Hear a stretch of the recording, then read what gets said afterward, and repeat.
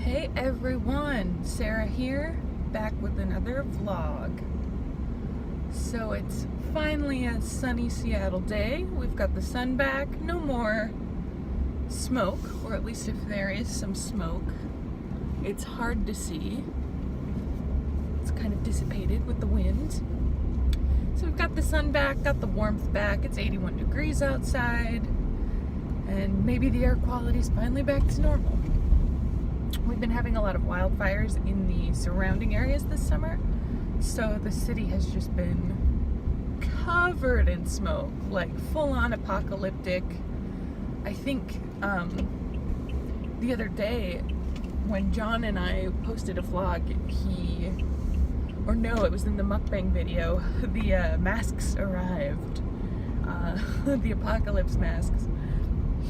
So better days here in Seattle. The light is looking good. She's looking shiny. So I'm down here. I had to go to a work meeting, and it was a bit of a drive down here. Just always traffic in the city. It's nothing like California or some of the other cities out there, but you know, in Seattle, we're like, oh my god, I have to drive to another neighborhood, like, within the city limits. And it's just like, it's so far.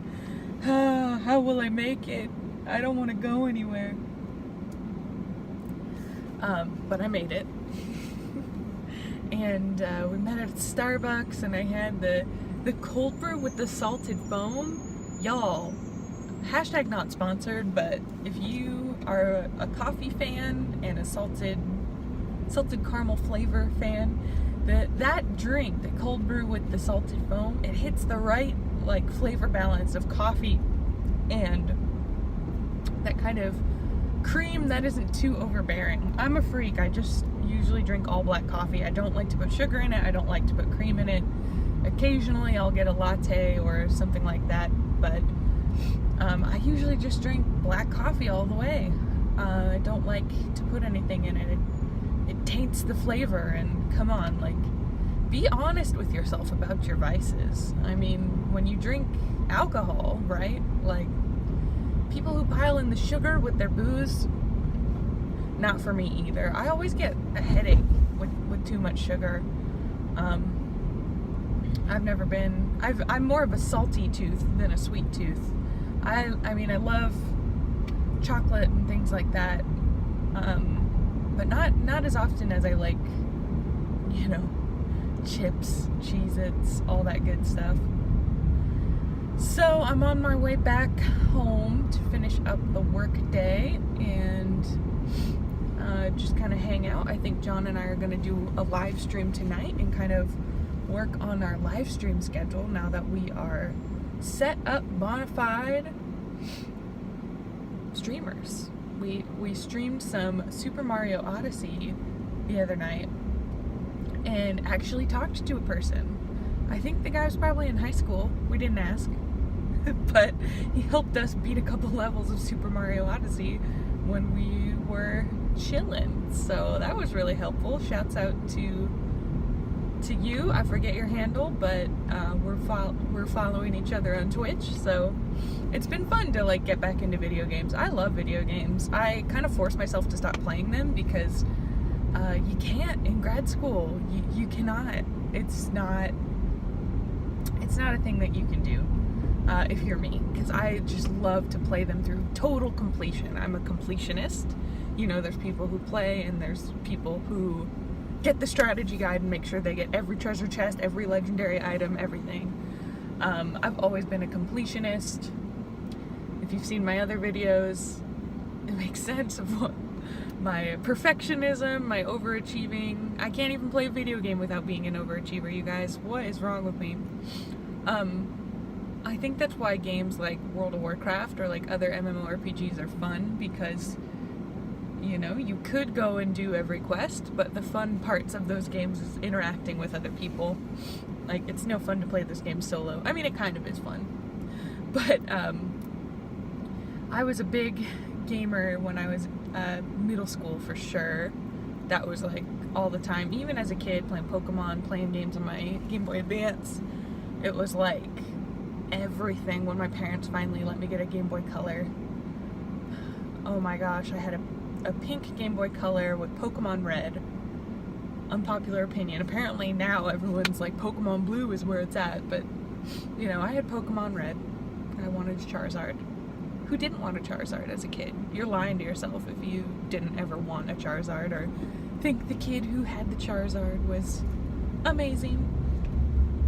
Always those legends about those kids, like a kid at my school got a Charizard card and then he dropped it in the snow and it was destroyed. Like, or like your school banned Pokemon cards because kids were getting into fights over them on the playground. Now, no one has to fight. They just fight on the internet, right? No physical harm. Now, I'm sure kids are still beating the shit out of each other at school. I wouldn't know. No fights at grad school. Actually, that's totally false. There's actually a lot of drama in grad school for totally different reasons. Not physical violence, but differing opinions and getting comfortable with like gray area. There's a lot of, basically graduate school is equipping you with the tools to discuss your ideas that, you know, they're not necessarily wrong or right. They're just kind of like, well, it is what it is. Can you talk about your position on the subject? Get evidence to support it. And, you know, ideally test a hypothesis, find some new evidence in favor one way or the other, or maybe something completely different. It's not a binary, and I think that's what grad school really just undoes in your brain, that so many things exist on this binary of right, wrong, yes, no, male, female, truth, legend, whatever. Grad school really shows you that there's less of a binary when it comes to these ideas and more like pools of things that exist, and like where do these pools cross over, and where do they not cross over, and what don't we know yet, like what pools are as of yet unexplored. And that's the cool stuff. That's the cool part about graduate school. You kind of just get to play with ideas. I study IO psychology. That's the science of people at work, industrial organizational psychology. Always a mouthful, always awkward when I tell people I'm studying it. But if I say IO, they're not going to know. And if I say industrial organizational psychology, they're going to be like, what's that? Or, oh. So, I'm used to it. I'm used to studying things that nobody knows what the hell they are, but you know, that's fine. I enjoy it. No, IO psychology is neat because it covers kind of like analytical issues and the more like, as they say, like the I, industrial, is analytical functions of working, of an organization, of the business, and organizational is the more kind of psychology, you know, the people issues, the culture issues, culture fits, no, I'd say personality is more industrial. Personality is an area of psychology that's been really kind of regulated over the years. There's been a lot of research done about personality in general. And, you know, some of you who study psychology may know this. Openness, conscientiousness, extroversion, agreeableness, and neuroticism are kind of the 5 universally stable traits of a person's personality. And that's kind of one of those theories that's like kind of like gravity, right? I'd say like the ocean traits are kind of like the gravity of personality. It's kind of like a go-to. People can quantify or, you know, think that they're quantifying a person's personality based on those things, but you know, people are always like, I'm an ENFP, I'm an INFJ. That personality test, that, I forget, Myers-Briggs, yeah, it's not really a thing. Like, you can't, it doesn't hold up necessarily when you start looking at like rigorous, standardized measurements and whatnot. But I don't have my citations yet. I still have 2 years to go on the academic portion of my PhD. So talk to me in a year and maybe I'll be able to cite things from memory to you. But right now, she doesn't have the citations on hand, so I shouldn't be talking about shit that I can't cite out loud. But I always kind of wonder too about like the power of research. People who don't understand academia and research have a tendency, I've noticed, to just kind of make sweeping generalizations like research shows or science shows or scientists say, when in fact that is like, that's not how that works. You don't just like look it all up, figure it out, just find discovery, like, oh, I discovered this fact. That's not how it works. Research is a really iterative process, and it takes a lot of time and a lot of money and a lot of bureaucracy. And the bureaucracy exists for the protection of the subjects. If you know anything about psychology research, you know that I think it was in the 60s or 70s, maybe even earlier, in some experiments with vulnerable folks, I think it was children, they were essentially giving them syphilis and testing them, like running tests on them. So obviously you can't give someone syphilis for research purposes. That's just pretty messed up in general. So because research in the past has damaged individuals, ruined their lives, that's just one example. There's other examples like you know, the LSD tests and things like that. There's a bureaucracy that exists, and you know, steps that you have to take if you want to conduct research. You have to know what you're, you know, have a vision for what you're researching. You have to run it by a committee of people at your university. Inherently, research is it's not almost all academic, because there are private companies that test products, that test medicines and things like that. So you can go on to a career in research in a regulated environment, or if you're like myself and my partner John, doing human-centered research in the technology industry. So data science is a big part of that. And what's cool about data science is that you can make inferences about information. Like, you have a pool of information, and you can take a look at it, and over time, maybe see through predictive analytics, you know, what someone might do or what might happen next.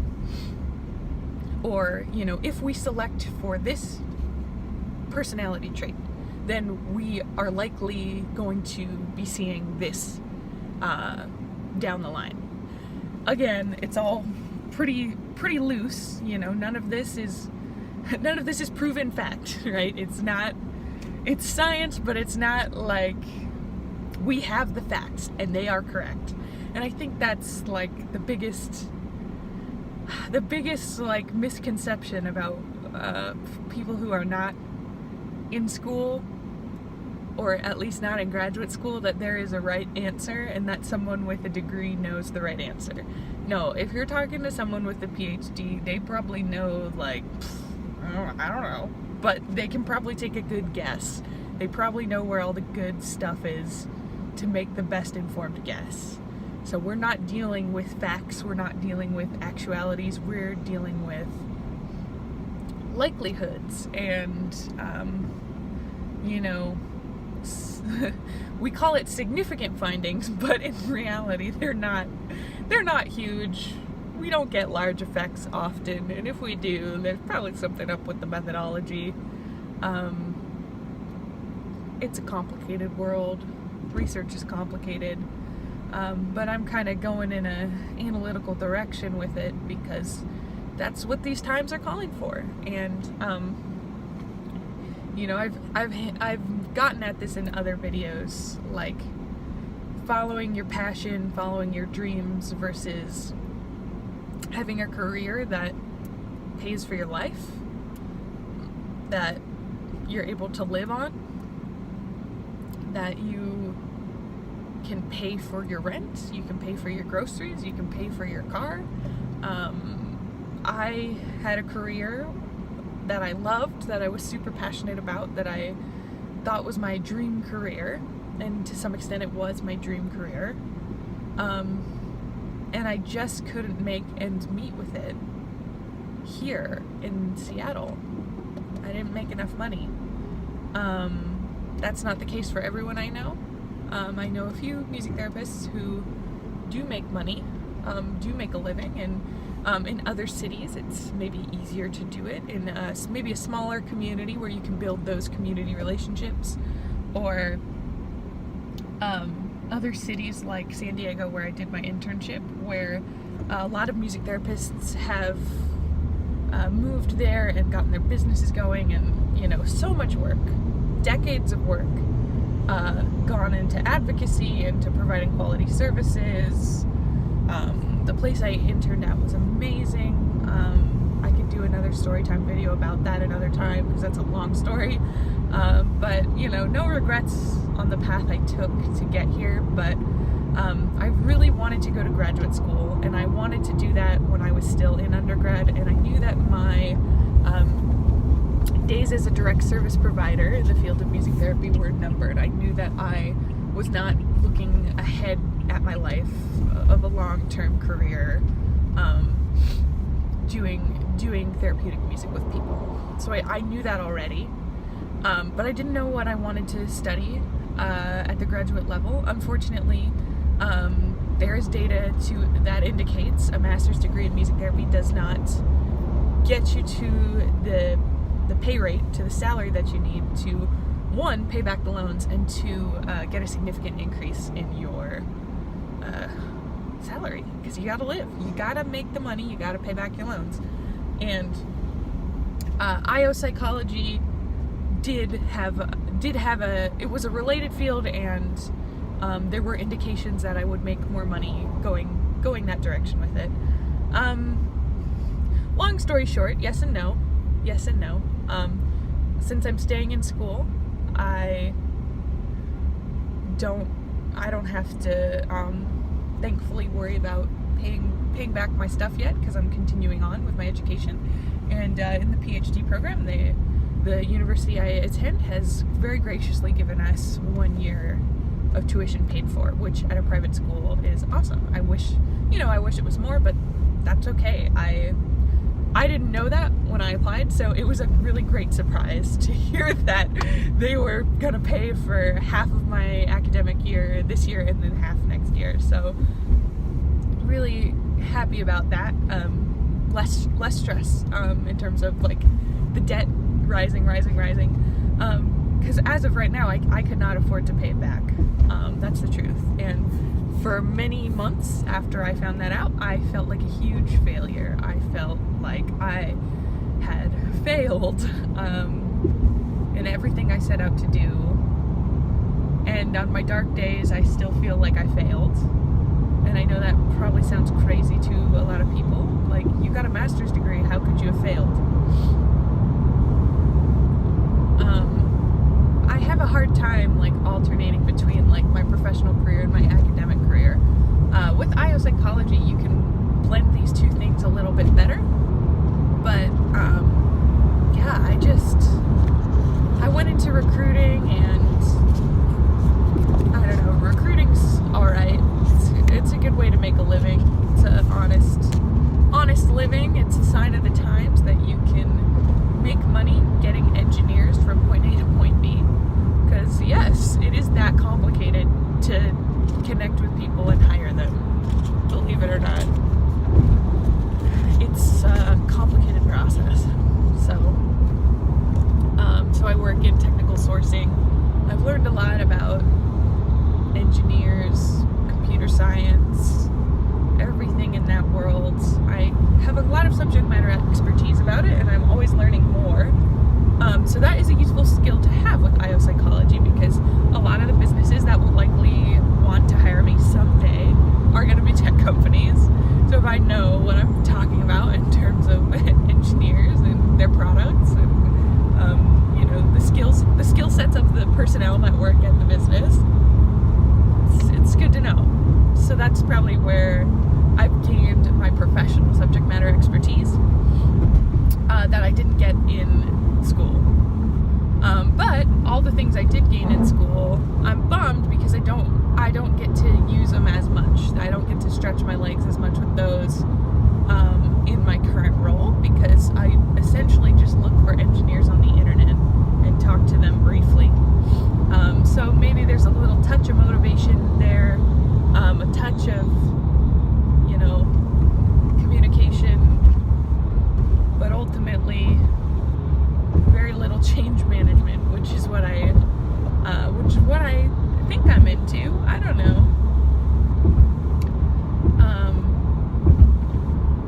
But this fall, when I go back, actually just a month now, the pumpkin spice is already out at Starbucks, so summer's over, kids.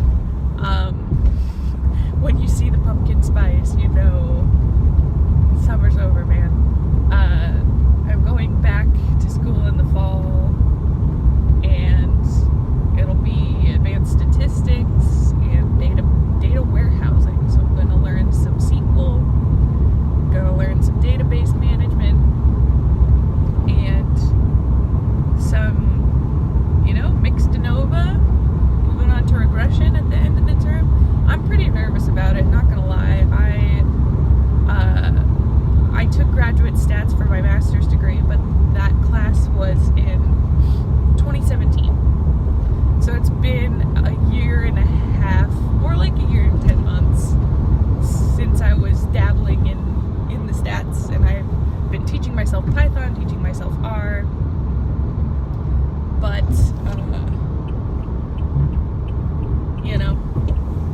it's hard to stay disciplined and learn these things on your own. I'm not an autodidact, as some people like to toot their own horns, like, oh, I'm constantly learning, I'm constantly curious, I'm always gobbling up knowledge, I teach myself, I'm an autodidact. I'm not. I'm just a person trying to make a living. I'm trying to live with the mood swings, the ups and downs, the depressions. I have a lot to be thankful for, obviously. Like I said, my partner John. It's really hard to find love out there and supportive, intimate connection. That's the one thing that is such a struggle.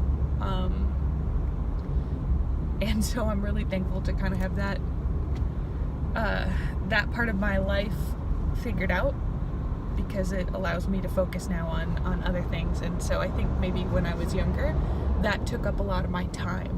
Like, why doesn't anyone understand me? Why doesn't anyone love me? Like, it took me a long time to understand that, like, if you don't love yourself, how in the hell are you gonna love somebody else? Can I get an amen? RuPaul Charles.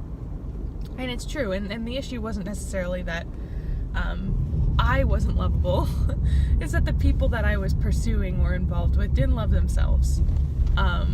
So when you have so much empathy for others, and you care about other people, and they're treating you like dirt, you're still somehow finding a way to, like, see the best in them, and, like, love them for who they are, and forgive them for their the shit that they do to you, even when you shouldn't. So that was a tough lesson for me to learn, but I got through it, and now I have a partner of almost 3 years. Almost 3 years ago I met John, and then we started dating in December of 2015, and then we got together, and the rest is history, darling. So on that front, I'm very fortunate, and if I focus on that, it always cheers me up. Try not to get lost in the day-to-day of, like, oh my god, like, I'm not where I want to be right now. Like, I've been angsting about that a lot, and I think I'm just tired of angsting about that. So talking about it and just kind of rambling on here while I drive home is really helping me process, even though, no one might see this. the video file might be too big to upload, the camera is shaky, the light's not too bad, but, you know, I'm just trying to make a living in this fair city. It's tough living in a city for all you people who live in Los Angeles, Chicago, New York, San Francisco. It is a grind. Sometimes I fantasize about moving home to Alaska because then I could just like probably afford a nicer place, and even if it would be cold and dark and I'd have to pay way too much for internet and TV, I don't know. I feel like things would be quieter and simpler on some level, and I on some level envy people who went that way with it. But then on the flip side, when I'm like, would you actually want to do that, Sarah? Would you want to move home and just settle down? And it's like, no, I don't. I couldn't. I always fantasized about living in a city when I was growing up. It was actually when I saw The Apprentice, believe it or not, when Donald Trump was still a reality star where he belonged and not the fucking president of the United States. That's an alternate reality situation that no one ever saw coming. Oh my god. I saw everyone on The Apprentice, and I just thought New York City was the coolest place. I thought it was amazing. I wanted to go there. I wanted to live in the city. I wanted to be a city person. And Seattle wasn't really on my list until late in my senior year of high school. Basically, I really wanted to go to NYU for a long time, but for some reason there, right before my senior year, I decided I was just going to stay and go to University of Alaska Anchorage, and I had a scholarship there because my mom worked there at the time, so it would have been really cheap, like almost nothing compared to what we wound up paying for my actual undergrad, like pennies on the dollar. But I decided not to when I realized I would just be going to school with all of the people that I already was going to school with. And that was like really not what I wanted to do. I was like, oh my god, anything but that. So I had been in an all-state choir. I've done choir forever. I can do another story time about my choir experiences another time, but I had done an all-state choir the previous fall, right? Yeah, something like that. And the director was from University of Washington, so that's how I knew about UW. And at the last second, like, their deadline hadn't passed, so I scrambled and got an application together and applied for University of Washington, and I had the bare minimum SAT scores to qualify, and pretty good extracurriculars, and decent GPA from out of state, so much higher likelihood that I would get in. I probably got into UW beating out kids in Washington State who had better test scores and grades than me, because I was from out of state, so I generate the university more money. So that's on some level unfair to the people that are probably better students than me, but you know, I'm not a bad student. Anyway, I got into UW, hated it. It was awful. Sorry. John goes to UW for his PhD. I thought about going there for grad school, but I had such a bad experience in my undergrad there, I transferred after one quarter. It was just awful. It was not for me. So I transferred schools, and the rest is history, right? I've been in school ever since. No, I took a couple years off school to work, and that didn't work out, but that's okay because I wanted to go back to school. And I'm glad that I left for that period of time because I learned a lot in that period of time. Like, stepping away from it made me realize, kind of realigned what I wanted to do. I feel like I'm at that moment now, but it's not quite as uplifting as it was when I initially realigned my desires and dreams. how many years ago now, 3 years ago, when I was like, I'm gonna go to grad school. I know what I want to study. Actually, I never really knew for sure if IO psychology was it. But I think it's, it's as good as any. Maybe it's healthy to study something you're not like fervently passionate about. For me, IO psychology is the practical choice. There's a lot of things you can do with it. It's getting me into data science, and with a really unique subject matter expertise. So selection, motivation, human behavior, and human conditions, particularly in the workplace. And that's never going to go out of style. People are always going to be working, and there's always going to be work problems. So now I get to study all the analytical things that I was too afraid to study when I was younger because I was bad at math. Now I kind of got rid of that notion about myself and will be studying data science and other programming languages. So, to be continued.